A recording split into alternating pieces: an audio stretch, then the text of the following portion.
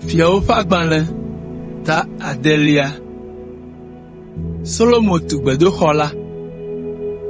Le ƒe 480 me, le Israelviwo ƒe gododo le Egipte megbe, esi nye Solomo ƒe fiaɖuɖu le Israel ƒe ƒe 4 me, le dzinu 2 Zib me la, edze Yehowa ƒe gbedoxɔ la tutu gɔme.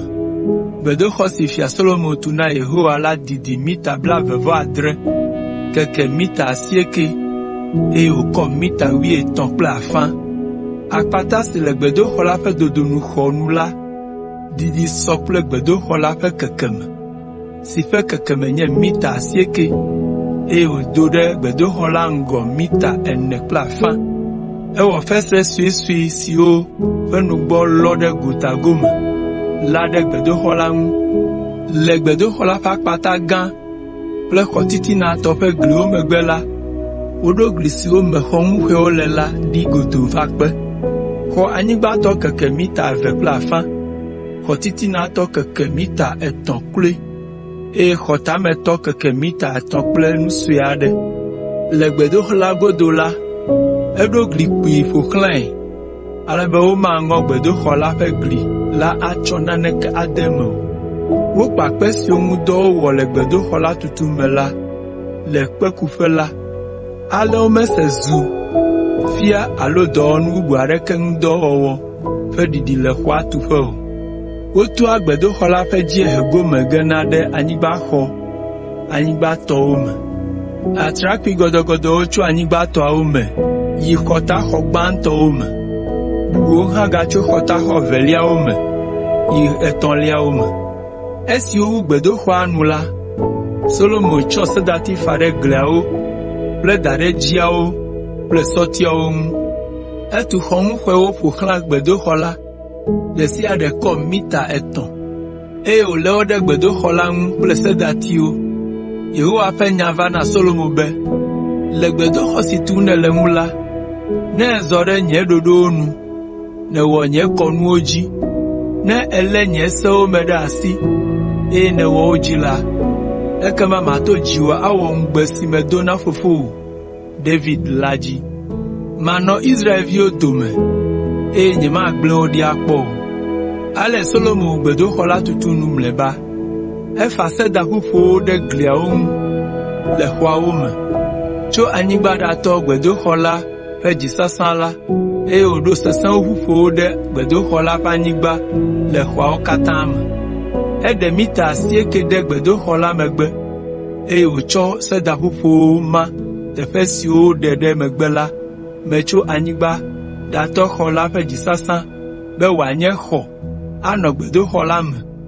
Esiae nye kɔkɔeƒe ƒe kɔkɔeƒe. Akpata si le kɔkɔeƒe ƒe kɔkɔeƒe la nu la didi mita 4.5. Le gbedoxɔ la me la, efa sedaƒuƒowo ɖe afi sia afi, eye wòta guiwo kple seƒoƒo siwo ke la ɖe ʋuƒoawo ŋu, ale be nu sia nu si le gbedoxɔa me la nye sedaƒuƒo, gli aɖeke ŋuti medze o. Xɔ emetɔ mee wotsɔ Aƒetɔ la ƒe nubablaɖaka la da ɖo. Xɔ sia me didi mita 9, keke mita 9, eye wòkɔ mita 9. Etsɔ sika nyuitɔ fa ɖe gliawo kple dzisasã la ŋu. Solomo tsɔ sedati wɔ vɔsamlekpui da ɖe xɔ sia me. Efa sika nyuitɔ ɖe gbedoxɔ la me. Etsi sika kɔsɔkɔsɔ ɖe xɔ emetɔ ŋgɔgbe, afi si ŋu wòfa sika ɖo. Ale wòfa sika ɖe xɔ blibo la me. Efa sika ɖe vɔsamlekpui si le xɔa emetɔ la hã ŋu. Wotsɔ amitikpa kerubi 2, eye Solomo tsɔ wo da ɖe kɔkɔeƒe ƒe kɔkɔeƒe la me. Ɖe sia ɖe kɔ mita 4.5.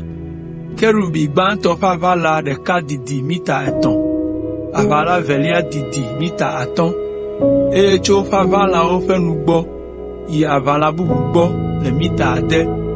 Eda wo ɖi ale be ɖeka ƒe aʋalatɔ gli le afi, eye 2lia hã ƒe aʋalatɔ gli le afi me. Woƒe aʋala emetɔwo tɔ wo nɔewo le xɔ la titina. Woƒe aʋala didi afɔ 7 kple afã, ale kerubi ɖeka kple eƒe aʋalawo ƒe kekeme de afɔ 15. kerubi eveawo sɔ goawo katã me. Efa sika ɖe sia ɖe ŋu. Egba kerubiwo, detiwo kple seƒoƒowo siwo ke la ɖe gbedoxɔ la ƒe xɔ eveawo ƒe gliwo ŋu, eye wòfa sika ɖe xɔ eveawo ƒe anyigba. Ke na hena mɔnu si ge ɖe kɔkɔeƒe ƒe kɔkɔeƒe la me la, etsɔ amiti sesẽ ƒe ƒuƒo kpa ʋɔtru si ŋena ɖe akpa eve la, tsɔ xe mɔnu si ʋɔtruti 5 li na, eye wòkpa kerubiwo, detiwo, seƒoƒo siwo ke la ɖe mɔnu le ʋɔtru eve siwo kpa kple amiti la ŋu, hafi fa sika ɖe wo katã ŋu. Solomo tsɔ amiti wɔ ʋɔtruti eve siwo ƒe kɔkɔme sɔ kple woƒe kekeme la na gbedoxɔ la ƒe mɔnu. Ewɔ ʋɔtru eve kple sesẽwuti, eye wodana yia megbe le wo ɖokui si. Wokpa kerubiwo, detiwo kple seƒoƒo siwo ke la ɖe ʋɔtruawo ŋu, eye wòfa sika ɖe wo ŋu. Etsɔ kpe fufuɖoɖo 3 kple sedaƒoƒo ɖoɖo 1 fa ɖe akpata emetɔwo ŋu ƒe gli ŋu. Woɖo gbedoxɔ la gɔme anyi le dzinu 2lia me, le Solomo ƒe fiaɖuɖu ƒe ƒe 4lia me.